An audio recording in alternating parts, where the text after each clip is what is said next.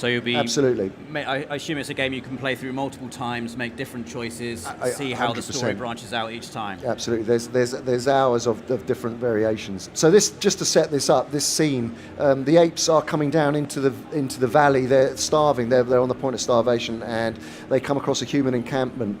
And it basically, the father of the clan leader is saying, no, don't confront the human beings. It will only bring about our destruction. And these three brothers are going down, and they all have their different opinions. And as I say, you're playing as Bryn.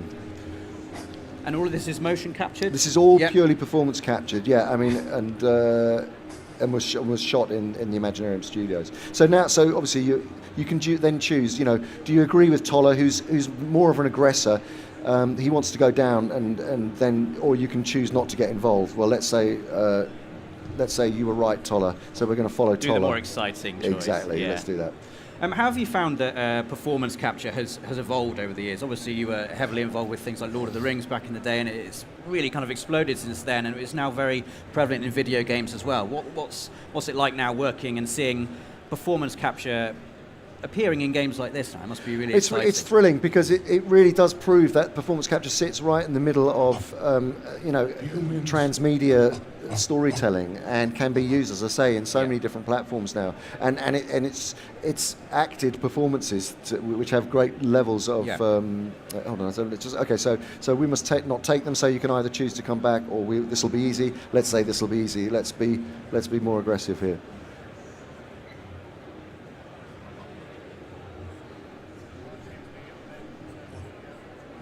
And did you direct the performance capture for this game? No. We're the producers. So the Imaginarium Studios, the Imaginarium rather, produced it, and the Imaginarium Studios carried out the performance capture, and the Imaginati are the publishers, and the director came along with them.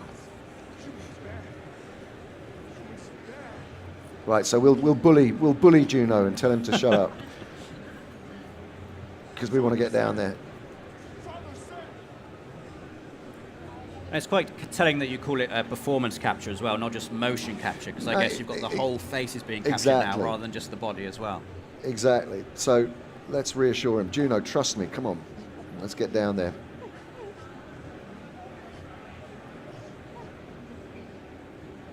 It's also nice to see a game within the Planet of the Apes franchise that isn't massively action-based. It is very story-based. It's all about the decisions and the emotion behind those decisions as well. And you can play, as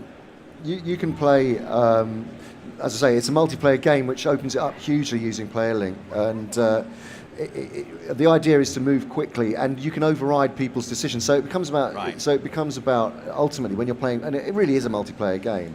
You know. You can, I mean, if you override, you can only override once, and then you have to follow the other players. So you've got to be careful when you want to use that.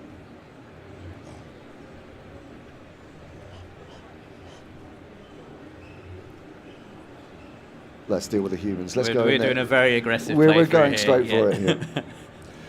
But the thing is, it is about survival ultimately. This game, and there is jeopardy in there for all the characters.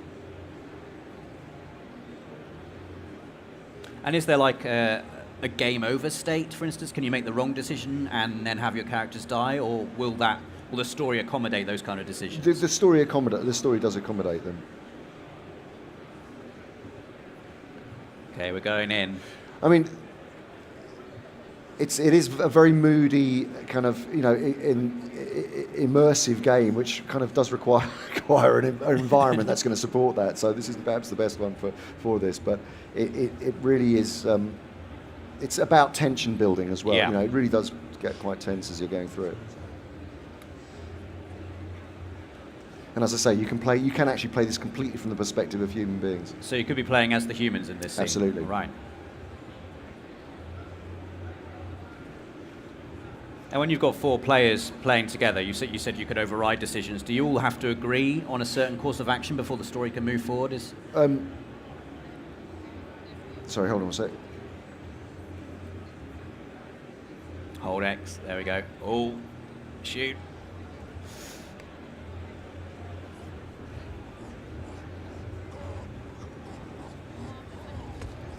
Wow.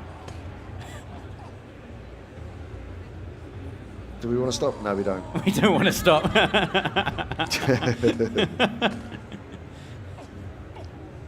So I like that somehow choosing to do nothing can be a decision in itself. Well, it can. I mean, going back to your point, you can. So it encourages debate, and Yes. it encourages, and it can get quite heated.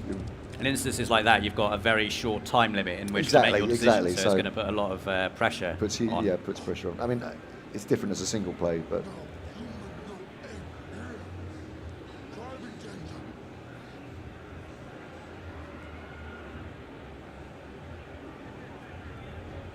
Okay, so let's accuse Toller. Let's see what's going on here.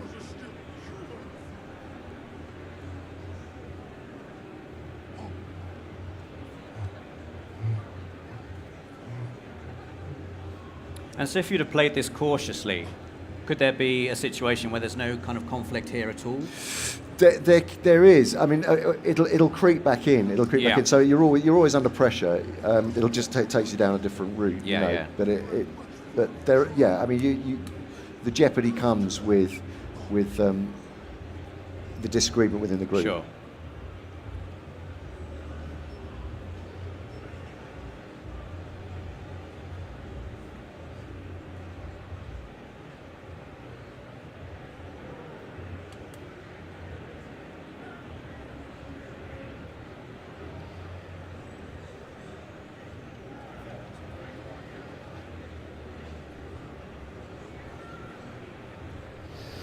There you go. Now, there we go.